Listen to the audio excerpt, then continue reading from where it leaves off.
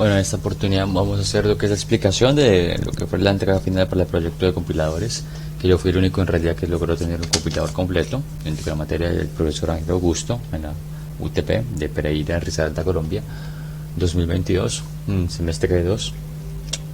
Bueno, básicamente empecemos por este panel de control. Este panel de control simplemente termina implementando lo que es un patrón tipo fachada para hacer más amena la experiencia del usuario, determinando cuál es la acción que quiere tomar con el archivo que él quiere compilar. Esta parte de aquí de la calculadora no la logré pues completamente implementar correctamente debido a ya unos conflictos más avanzados que me tocaría reformular todo el proyecto para poder resolverlos, pero no hace falta, porque en realidad la calculadora más que todo era un truco. Pero la compilación en general y completa funciona perfectamente. El MC lo único que hace es hacer uso del contexto. El contexto hace uso de ya todas las herramientas del compilador, el lexer, el parser, el intérprete, y tiene sus funciones. Va a hacer un parsing, hacer un run, encontrar la fuente del error, y lo más importante es que centraliza toda la responsabilidad de los errores para adecuarlo correctamente a cualquier necesidad. Digamos, el CAS lo que hace es tener una estructura de árbol de sintaxis abstracto con sus distintas clases que pueden dar bien de declaración o de statement.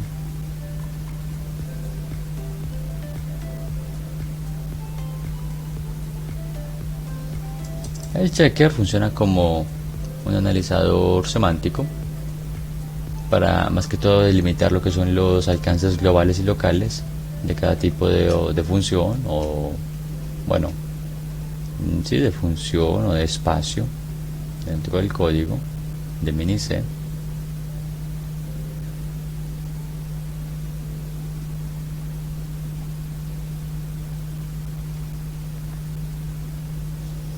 El intérprete finalmente es lo que pone a correr esto, que básicamente regresa ciertos códigos de código como esta clase de función, esta clase class, la clase instancia,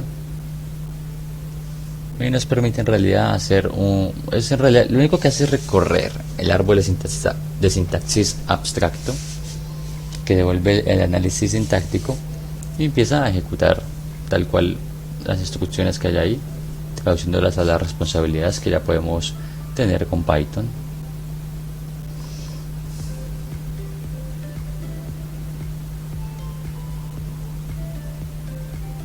Para cada una de las posibles funciones, bueno, no funciones sino lo que son responsabilidades. Eso en realidad se define como nodos dentro de la AST.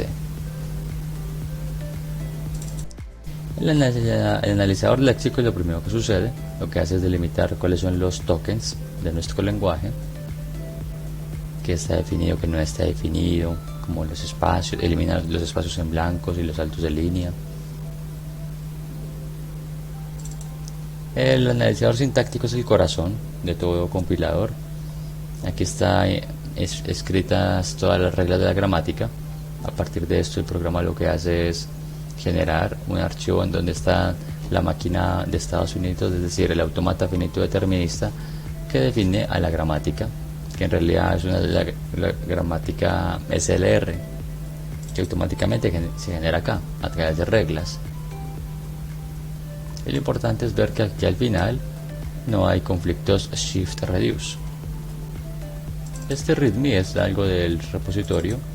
El render lo que único que hace es explorar lo que es el AST, mientras al mismo tiempo va ya interpretando esta parte de una manera gráfica.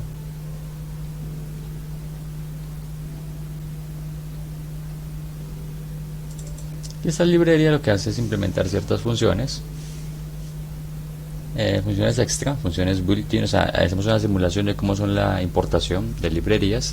Es muy sencillo, tenemos nuestra clase y la mayoría de cosas las hacemos directamente en Python, dependiendo de cada tipo de función específica, como podemos ver aquí arriba. Está clock, está format,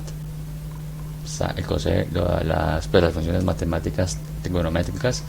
La magia de esto es tener un diccionario. con una instancia de ese tipo de objeto en memoria, que con el intérprete y en el checker llamamos al principio. De tal manera que si yo ejecuto esto, ejecutar esto, me voy a ir acá a semestre 8,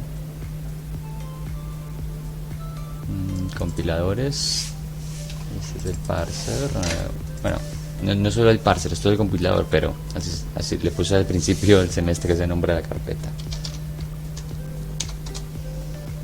Abrir esto acá y digo Python minic.py y le voy a dar cuál es el test que quiero ejecutar. Fig2.ms, bueno, el 1. Ahí me va a sacar, va a empezar a hacer un debugging y me va a decir, bueno, me va a sacar el panel principal diciendo, bueno, sí, yo le di que iniciara el programa y le di un archivo, pero bueno, ¿qué quiere hacer con él? Y aquí me da pues toda la ayuda que necesito. Ese es el menú principal. Y digamos que lo que yo quiero es tener una ayuda, pues me va a mostrar este mismo mensaje. Quiero que me despliegue los tokens de este programa, así que lo que hago es tener /l.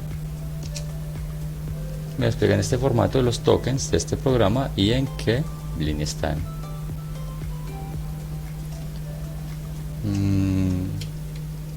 Otra vez el panel de ayuda.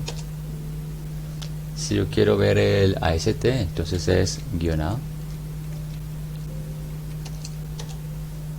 Vemos el AST que se genera al leer este archivo de texto.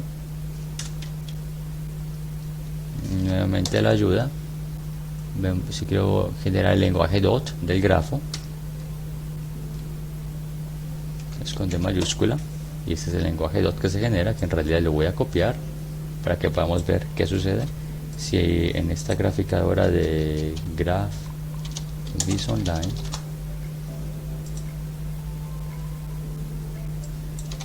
copio este código. Me aparece el grafo que representa este programa, como yo lo definí en el render que se debería leer. Ok, ¿qué más podemos hacer?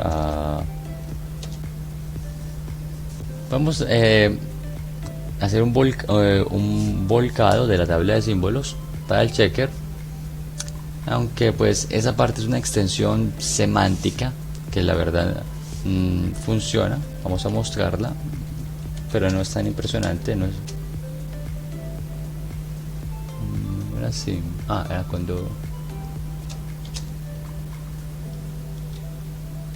con dos guiones. Vemos que un chain map, que es la librería que utilizamos para lo que es el checker, pero por la manera en la que está escrito el código, pues no hay una demostración paso a paso tan bonita de cómo es el análisis semántico, pero en realidad eso no importa, porque vamos a confirmar que funciona de una manera mucho más chévere, que es ejecutando el código, que si no estoy mal es así. Muy bien, aquí podemos ver cómo se ejecuta el código para una serie de Fibonacci. Vamos a ir directamente a lo que estoy haciendo acá en el checker. Esto es el Fibonacci 1. Voy a ponerlo en un estilo así. Este comentario lo ignora y simplemente está ejecutando esto. Si hubiera un error léxico, digamos algo que no está definido como la ñ, intento ejecutar este código nuevamente, me va a aparecer un lex error, un error de léxico, un carácter ilegal que aquí ni siquiera lo logra procesar bien en la línea 14. Efectivamente está en la línea 14. O sea, aparte de eso, bueno, imaginemos que no, aparte de eso tengo un error de sintaxis. Quitando esta llave y lo intento correr, me va a aparecer el error que la tenía más los errores de sintaxis, los parser error, de bueno, a partir de esta línea, de lo que es la línea 16, que en realidad sabemos que siempre cuando hay un syntax error no solo se debe mirar hacia abajo sino hacia arriba del problema para ver cuáles son en realidad las faltas de ortografía del lenguaje. Si aparte de esto tenemos un error de sintaxis, digamos que aquí esta variable ahí solo existe dentro del ciclo for, así que si yo aquí intento imprimir esta ahí, ¿qué va a suceder? Bueno, que ya que hay varios errores, no va a llegar ni siquiera a examinar esta parte, así que arreglemos estos errores de acá y vamos a ver qué pasa. Me aparece esta manera, manera tan bonita de definirme un error de checker. En la línea 26 hay un checker error, la variable ahí no está definida y me muestra en realidad la línea de código y exactamente cuál es el problema que hay. El intérprete no puede iniciar porque el checker retorna errores. Yo quito estos errores, vuelvo a iniciar el intérprete y todo funciona. El mejor proyecto que he hecho.